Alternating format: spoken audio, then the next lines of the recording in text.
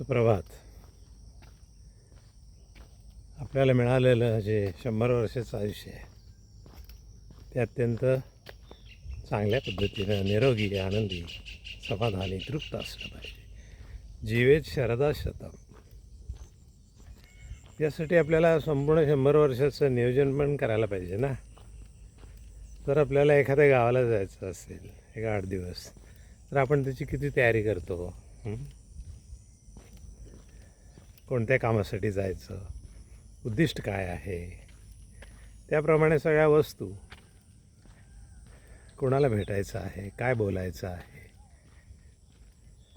या सगळ्या गोष्टीचं आपण व्यवस्था पाहतो. जाण्याची, येण्याची, प्रवासाची व्यवस्था करतो, सर्व सामानही बरोबर घेतो. तसंच या 100 वर्षाचं नियोजन आपल्या त्याचं उद्दिष्ट काय आहे हे समजलं तर नीट करता येतं. आणि त्याची सुरुवात दिनचर्येपासून मग करायची. एकदा आपलं उद्दिष्ट ठरलं की मी सच्चित आनंद स्वरूप आहे, मी सदैव आनंदीच असणार आहे, कारण मी आनंद स्वरूपच आहे.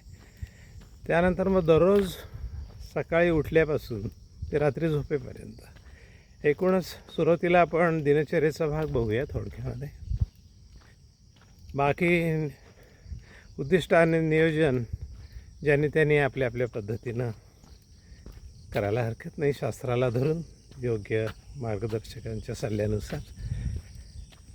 तर दिवसाचं नियोजन करताना 24 तासाचं त्यातले 7 तास झोपेसाठी, ते 17 तास राहिले.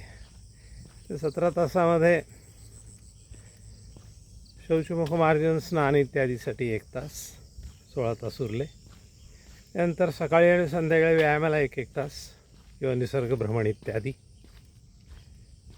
म्हणजे 14 तास राहिले. भोजनासाठी सकाळी संध्याकाळी 1 तास,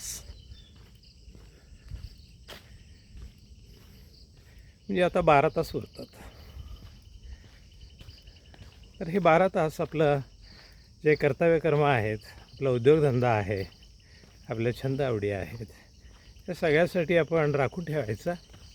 याचाच अर्थ काय आहे, तर तुम्ही दिवसातले 12 तास हे आपल्या कार्यासाठी, जे श्रेष्ठ महान कार्य, ज्ञानशक्तीसहित सतत कार्यरत राहायचं. आणि सर्व जे कार्य करू आपण ते सेवाभाव, समर्पण असं केलं तर आपल्याला एक सहजावस्था असते, आपण सदैव आनंदी राहतो. निरपेक्षता,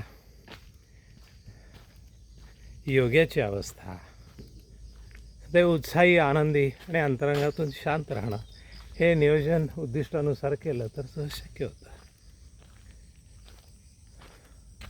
प्रत्येकाने आता वही पेन घ्या आणि त्यानुसार आपलं नियोजन प्रथम दिवसाचं करा, मग 100 वर्षाचंही करायलाच पाहिजे. 1 वर्ष, 5 वर्ष, 10 वर्ष, 25 वर्ष, 50, 75 आणि 100.